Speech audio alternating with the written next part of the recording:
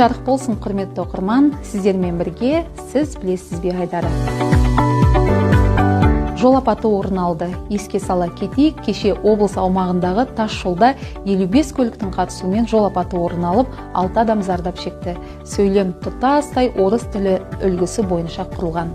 Осындағы еске сала кетейік деп басталуы, көліктің қатысуымен жол апаты орын алды дегеннің бәрі сөзбе-сөз аударылған жасанды калькатіркестер. Ал мұндағы рестрге шығарылып, әліпби ретімен беріліп отырған қателік жол апаты орын алды.